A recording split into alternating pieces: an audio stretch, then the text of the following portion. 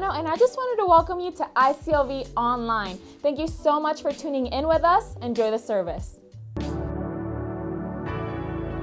Strip everything away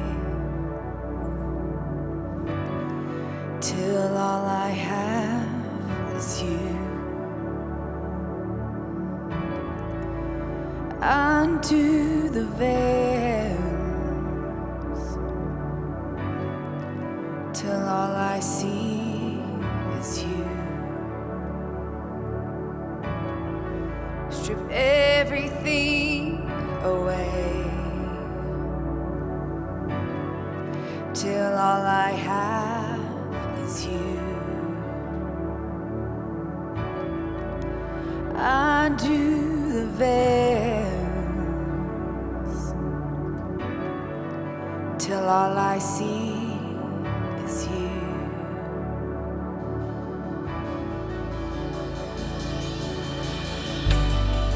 I will pursue you. I will pursue your presence.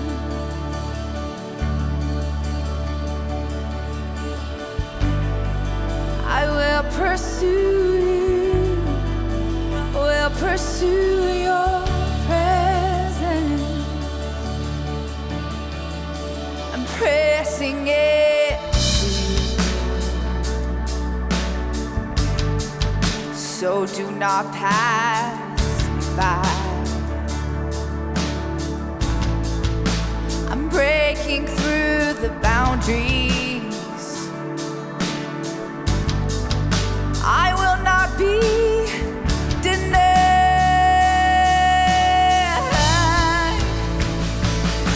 Oh, I will pursue you. I will pursue your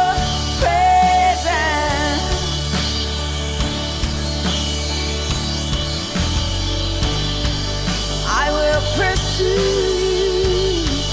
I will pursue your presence. I will pursue. I will pursue you. I will pursue your presence.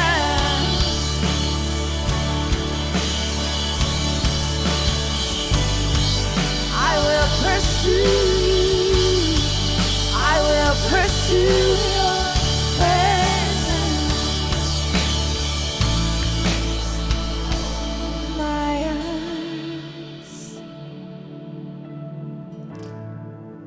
search me inside, 'cause I can't live without your presence. I can't live your presence. Open my eyes, search me inside, 'cause I can't live without your presence. I can't live without your presence.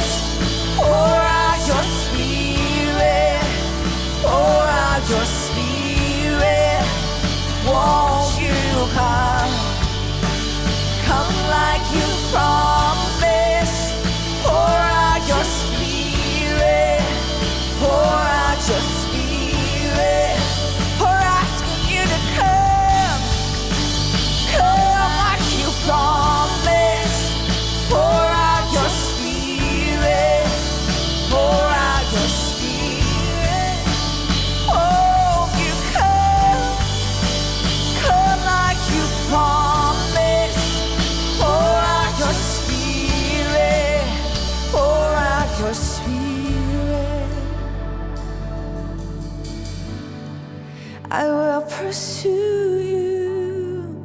I will pursue your presence.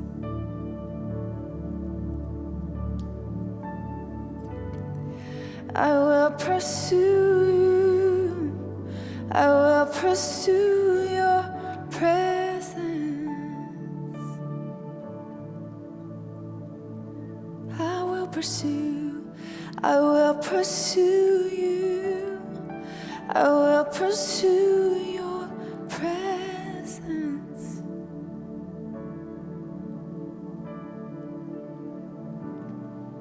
I will pursue you. Will pursue your presence. 'Cause I can't get enough. No, I can't get enough of your amazing love. No, I can't get enough, and I can't walk away. No, I can't walk away, for I have seen your face. No, I can't walk away.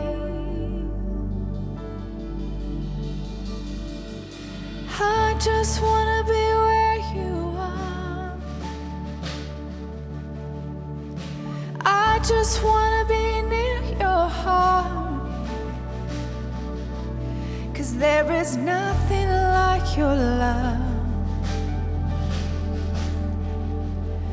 There is nothing like your love.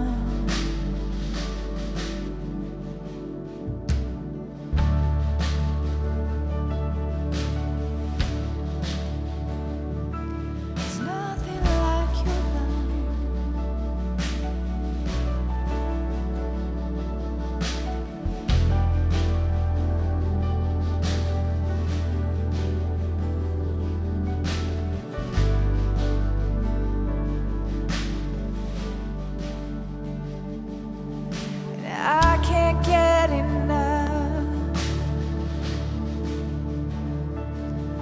No, I can't get enough of your amazing love. I can't get enough. I can't walk away. I can't walk away, for I have seen your face. I can't walk away, and I just wanna be where you are. I just wanna be heart. 'Cause there is nothing like your love. There is nothing like your love, and I just wanna be where you are. I just wanna be near your heart.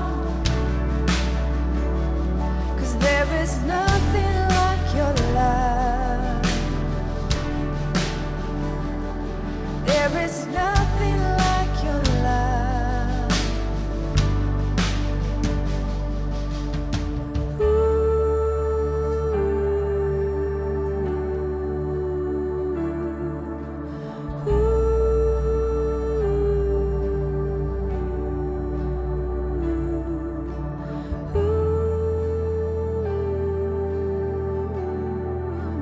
Jesus, I love you.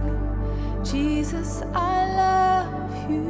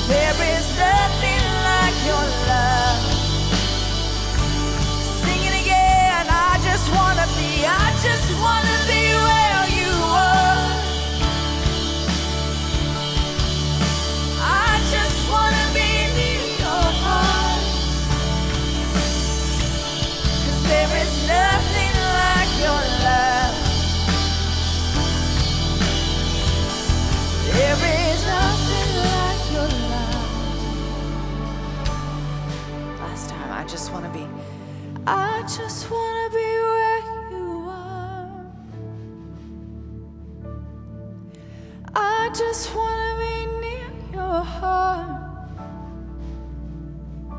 'cause there is nothing like your love. There is nothing like your love.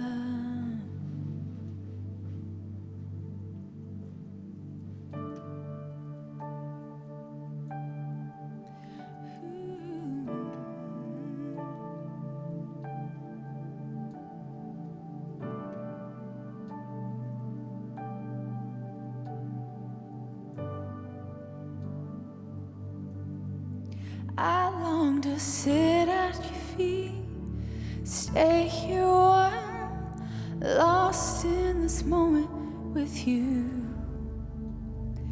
Breathe in your fragrance, taste of your goodness, know that I'll not be denied.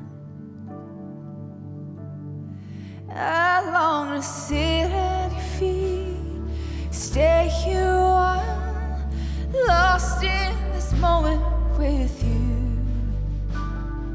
Breathe in your fragrance, taste of your goodness, know that I'll not be denied. All that is in me longs for your glory. All that is in me cries. All that is in me longs for your glory. All that is in me cries. How I love you, how I want you, how my soul cries for you. How I love you, how I want you, how my soul cries for you. And I long to sit at your feet, stay here a while, lost in this moment with you.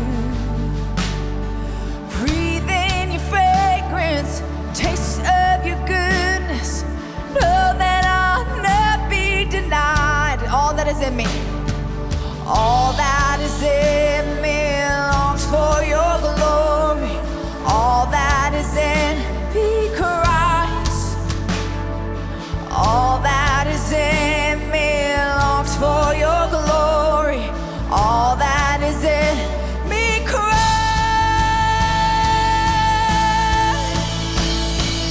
How I love you, how I want you, how my soul cries for you. Oh, how I love you, how I want you. Oh, how my soul, it cries out, it cries out, it cries out. Oh, how I love you, how I want you.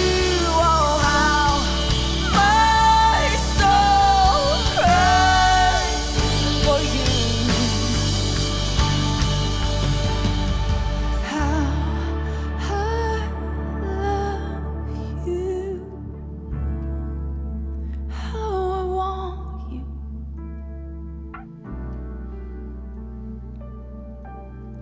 My soul, it cries out for you, cries out for you, cries out for you.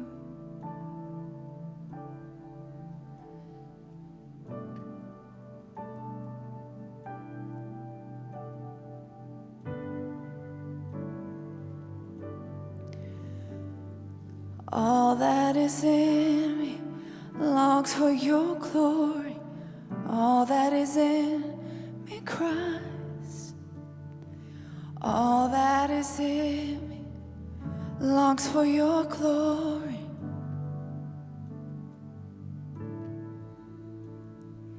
All that is in me longs for your glory. All that is in me cries. All that is in me longs for your glory. All it cries. How I love you. How I want you. How my soul cries for you.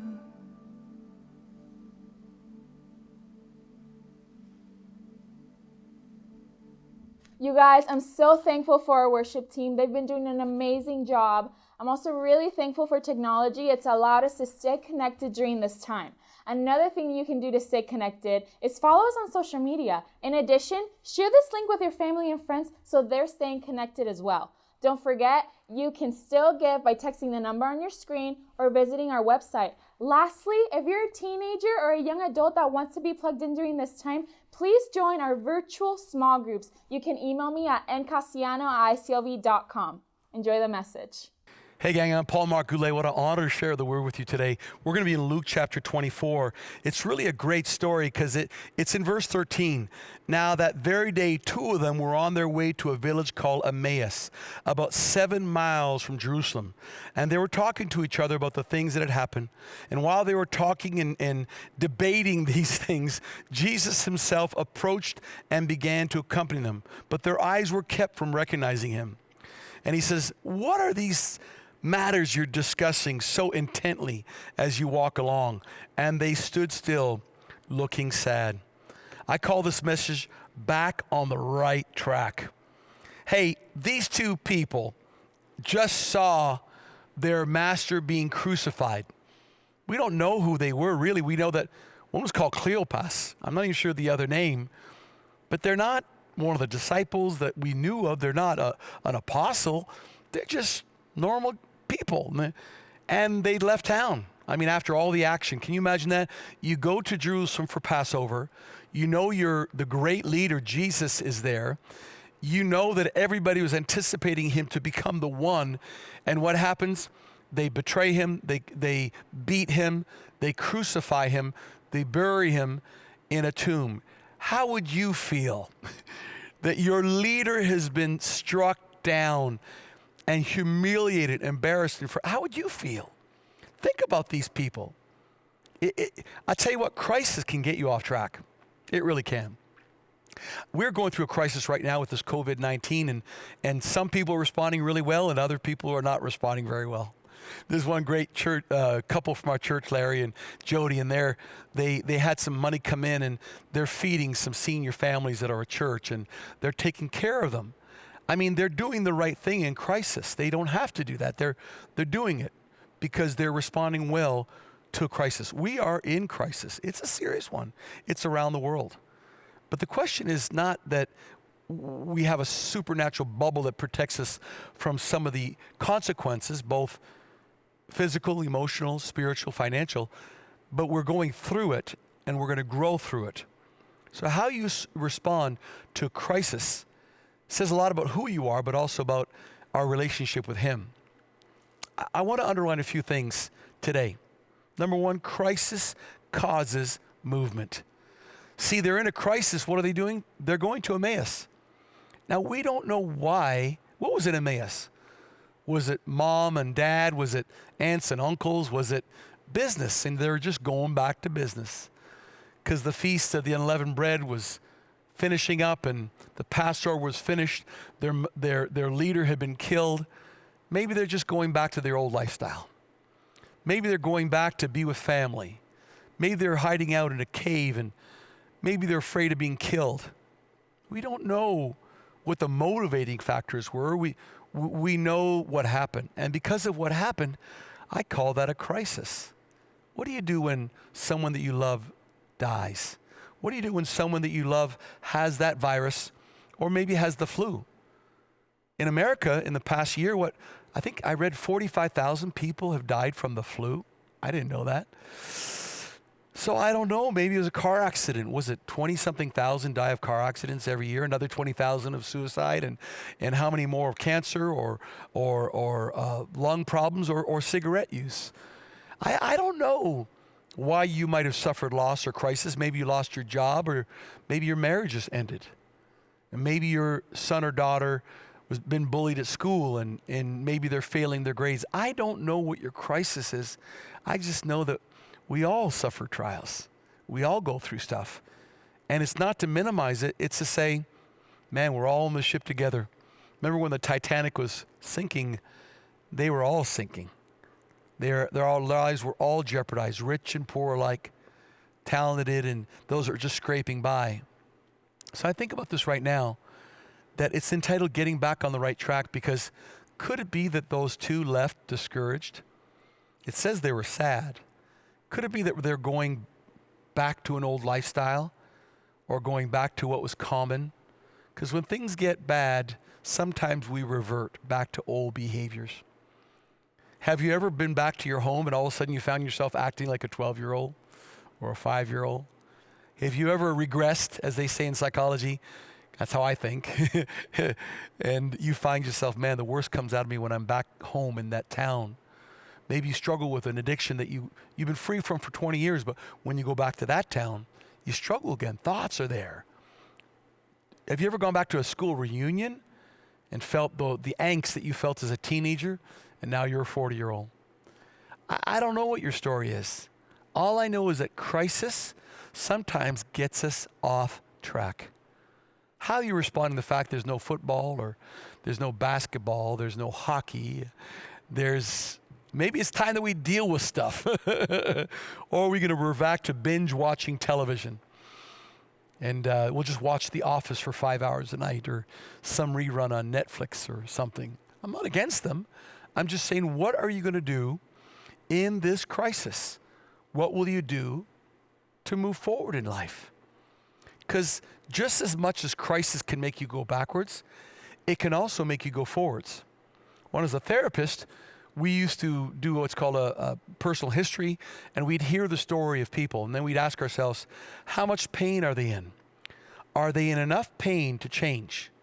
Or do they want me to wave my magic wand to help everything get better? Some would come to me in desperation, you got to get my wife back, and finds out they'd been cheating on their wife. You got to get my husband back, and find out that they've been nagging their husband, and they had an anger problem or a fear problem, and they were driving people away. Story after story after story. And they would want me to solve it in one session. I'm paying you to fix this. No, you're not. You're paying me to help you fix it. And what it took 30 years or 20 years to get here, you think it could be solved in one session? Not likely. So what I'm talking about today is that crisis can be an enemy, or it can be your best friend. Joseph said this to his brothers, what you meant for harm, God turned for good. Pain created change. Pain creates refinement. Pain, if I use it correctly, can make me a better person. What do they say? No pain, no gain. A Marine in our church, a colonel, said that pain is only weakness leaving your body. I like that. That's how I was raised by my dad, World War II hero, and Paul, all men bleed red. When the going gets tough, the tough get going. My dad would always encourage me or correct me, and he wanted me to be tough. He wanted me to work my way through life, so by the time I got out, because he used to say, by the time you're 18, you're out of my house. Work it out. Didn't pay for my university. I paid. Didn't do all the work for me to find this or that. Sometimes as parents, we want to somehow work it all out for our kids, and it's done out of love. There's nothing wrong, moms and dads. Don't get me wrong here. You're the best. No criticism at all. No shade. However, sometimes if we try to do everything for our kids, we don't let them grow up tough. We protect them from things that might actually make them stronger, because pain creates growth, or pain destroys.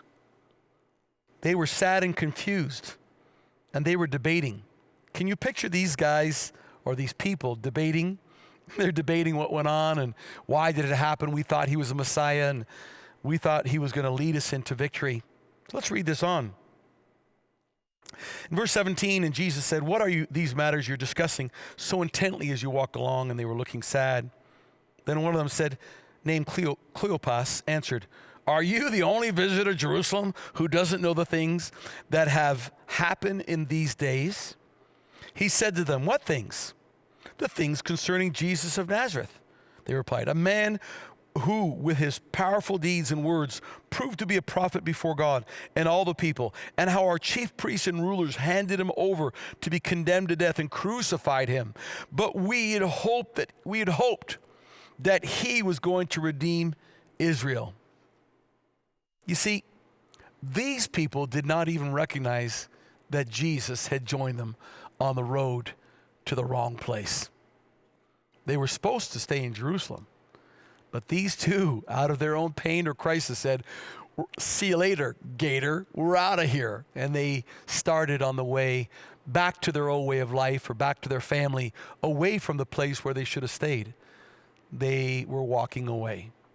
Have you ever walked away from bad situations because you failed to see God? It's easy right now. I can tell you, honestly, after 28 years, this is the only time in my ministry here, in our ministry here, that I thought about leaving. I'm telling you the truth. I thought maybe I don't know what I'm doing. I don't know how to get them through this.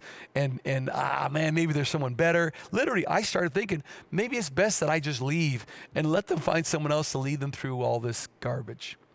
Of course, I come to my senses and in prayer. See, that's what happens sometimes. Sometimes we want to leave town and run away from our problems. And the other thing is, sometimes we tend to miss God in our crisis. I want to tell you something. The best time for you to find God is in crisis. Like I told you last time, I was driving up to Mount Charleston, and I said, I just need to find my Father. And I went there almost every day for almost a week, and I'm going to continue to go back there because I need to find Father in prayer. I need to find my Father in times up on a mountain, away from people, away from the demands, and I need to press into God. He says if I lack wisdom, I can ask, and he'll give it freely. So I'm going to throw this out to you. Have you lost God through your crisis?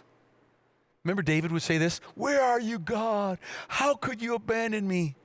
God hadn't abandoned him. He'd abandoned himself. He'd abandoned the moral rightness of his life.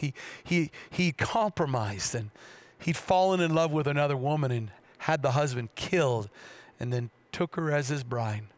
I'll tell you what, that's pretty jacked up. Probably you and I have never done stuff like that, but we've done stuff, right? So have you lost your way? Can you no longer see where Jesus is in the midst of the trial? How did Cleopas interpret the events? We tend to miss God. Here's my next point. Have you found hope? Have you found God? Have you found hope? Because in verse 21 and 22, it says, we'd hoped that he was the one going to redeem Israel.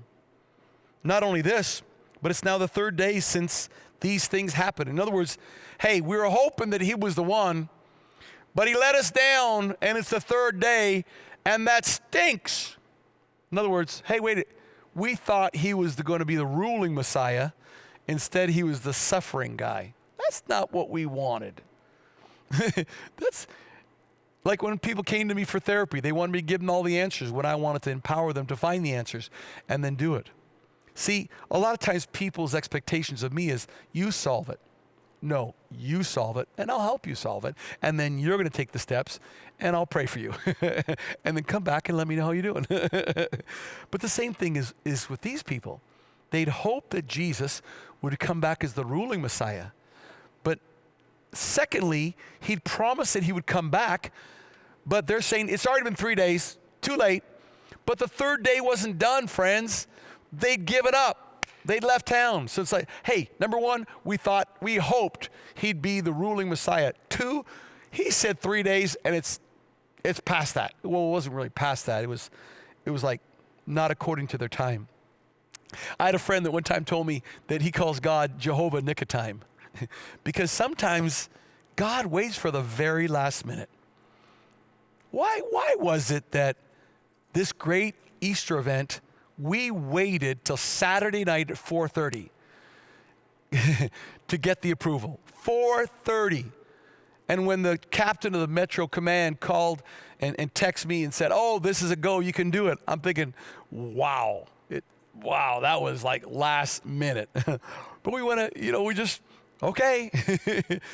We'd hoped that he was the one, and he said 3 days, but it's like almost the end of 3 days. We give up, we're out of town. Have you ever prayed and you prayed for someone's healing and they were dying, or you prayed for a new job and you had 5 rejections? You wrote a book and sent it to publishers and 27 said no? I could tell you story after story of people that had given up on the promises of God. And they didn't know. I mean, I remember praying for my dad to get saved, and year after year after year after year, he wasn't saved. And I never gave up, though. And one day, on his deathbed, he accepted Christ with me.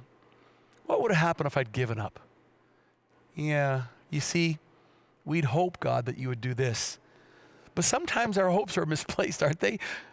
Sometimes we're hoping for the wrong thing, and we don't know that God's still going to show up, but he'll show up in his way and his timing, but he's still God. See, what you think is wrong might actually be even better. So the fact that there was the rejection and there was the no, and that actually worked in our favor.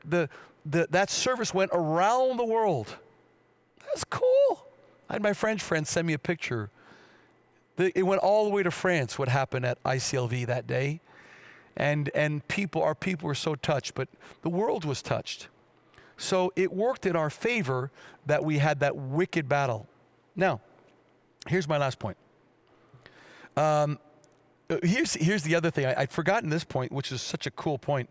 Verse 24. Then some of those who went with us went to the tomb and found, just as the women had said, that they had not seen Jesus. You see, verse 23 and 24, the women go to the tomb, come back and say, he's not there, he's not there, we saw an angel. And then John and Peter run over there and they go, he's not there, he's not there. But not everybody believed. There's an old song that we used to sing in church. Whose report will you believe? We shall believe the report of the Lord. Tell me, whose report shall you believe? We shall believe the report of the Lord. His report says, I am healed. You remember that song? It's a cool song. I don't even know what it's called. It just came to my mind. So the question is, they'd heard the women. Now, legally, back in that first century, a woman's testimony did not count. Of course they do now. But back then they didn't. So Peter and John run there. They had enough gumption to go, let's go check this out. Thank God that women were honored, even in the first century, because of Jesus. That was new. It was not cultural. So today what I want to tell you is this, is that are you believing the good reports or the bad reports? Hey, listen, I've heard all kinds of reports during this COVID-19 thing. I heard that martial law is coming and it's the Antichrist and they're going to take over the world and it's the G5 that's causing it. I've heard all kinds of reports. And I'm briefed every week from the White House, myself and a couple of others. We're briefed every week about the reality. It's so amazing that they care enough about the faith community that they're telling us stuff. So I know the truth. I mean, I know what's being reported from the White House itself, and so it's kind of cool. And I kind of laugh when I hear all these other reports and these conspiracies and all that. And whose report will you believe? And then people say this is what's going to happen. All the economy is going to collapse. No, it's not. It's going to come back. This is going to be shut down for the rest of the year. No, it's not. Don't believe that garbage. Whose report will you believe? I'm going to believe the report of the Lord. I believe there's going to be a quick turnaround here. The laws are going to change.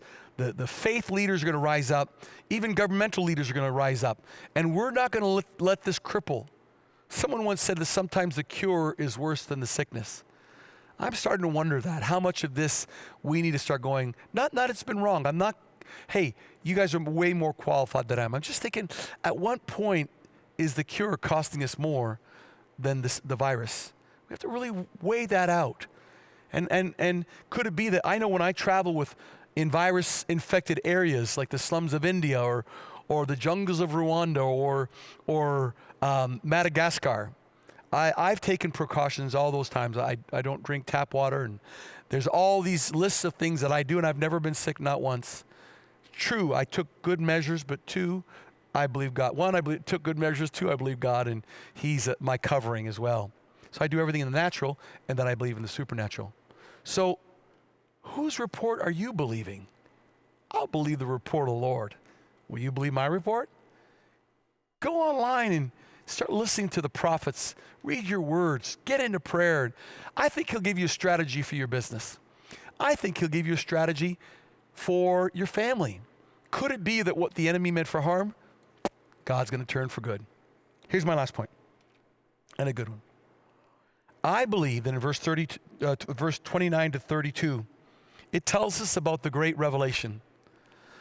So as they approached the village where they were going, he acted as though he wanted to go farther, but they urged him, stay with us, because it's getting toward evening and the day is almost done. So he went in to stay with them. And when he'd taken his place at the table, he took bread, blessed it, and broke it, and gave it to them. At this point, their eyes were open and they recognized him. Then he vanished out of their sight. Could it be that you're going to discover Jesus in a more intimate way than ever before in your life? Could it be that as you spend time at communion or in your word or in prayer or even with your family, all of a sudden the lights go on? Could it be that you're going to be in a new place with God and you're going to see that's Jesus? I believe it. That's what's happening in my life. I'm going deeper than ever before. Will you go deeper than ever before? Would you be willing to pray with me right now that you'll find Him this time, in this season, that's so dark, but you're going to discover the light in such a significant way. Your life will never be the same. You'll never just sit in front of the TV. You'll start changing the world. You'll watch a little bit of TV, a little bit of sports, but it won't have the place it once had because you're new. It's all about people. It's all about God. You'll spend time in prayer. You'll spend more time with your family, and you'll start getting rid of things because you realize how quickly everything can disappear. You'll get back to church and back to Bible study and back to prayer meetings. I want to tell you I love you with all my heart. What an honor to share the word with you today. And I'm believing that this is the day where crisis won't break you. Crisis will actually reveal a depth of you that was never there before. Be a better husband, a better wife, a better mom, a better single, a better business owner, a better employee, a better Christian. I believe that's what's going to happen in your life starting today. Would you pray with me? It's simple to say, Jesus, come into my life. Forgive me for my past and fill me with your Holy Spirit right now. Spirit of God, fill me. Fill me, Holy Spirit, and help me get through this crisis and help it refine me like a refiner's fire so I'll come out better than I was before. This crisis won't break me. It'll help make me. It's going to refine me so I can be a better dad, a better business person, a better mom, a better daughter, a better son. I love you, a better Christian. You and I are going to change the world. I believe with all my heart. And I'm releasing a blessing on you right now, even as you're watching. This crisis won't break you. It'll help make you.